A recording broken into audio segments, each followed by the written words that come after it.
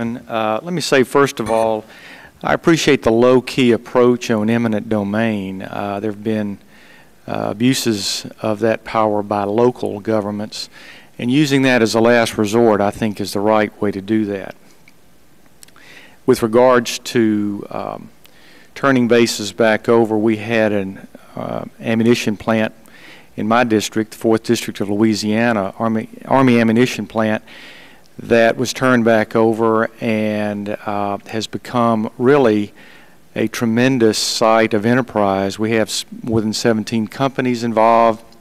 We have the Youth Challenge program, National Guard, so it's turning out to be a great success.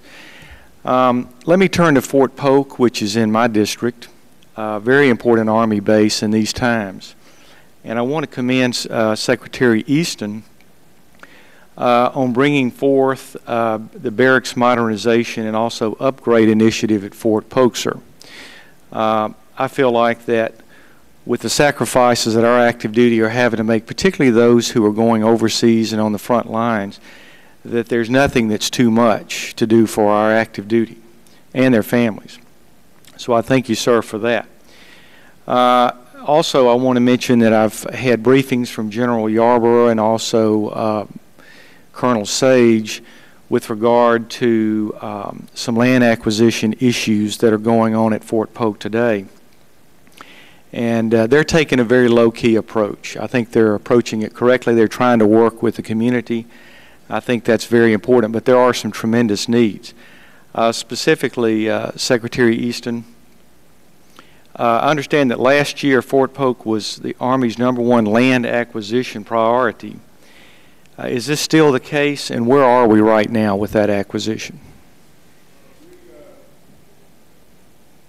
One of our priorities, and it's very high up, another one is Pinyon Canyon, as I've discussed.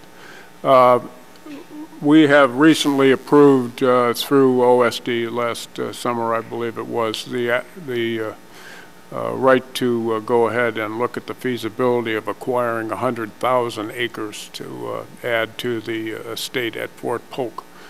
I think this is going to significantly increase the training capabilities at the Joint Readiness Training Center there. Very important training center for the Army, and we believe that there is adequate land within that 100,000 acres around Fort Polk that's available from willing sellers, and we plan to proceed on that, and we're investigating it accordingly. Also, I believe we are working with the communities there to have some outreach as to what it is we're doing and who we're planning to buy from, and to assuage their fears that we're going to come in and swoop down and take the town. So we're not going to do that. We think we have located willing sellers for this, and we're proceeding with it. Thank you, Mr. Chairman. I yield back. Thank you. Mr. Abercrombie from Hawaii. Thank you. Secretary Penn and Secretary Arney, in your previous service, you were in the equivalent position, although our report says that you were with installations and facilities, and the title I have for Secretary Penn is facilities and environment. I presume they were one and the same or similar. I work for Mr. Penn. Okay.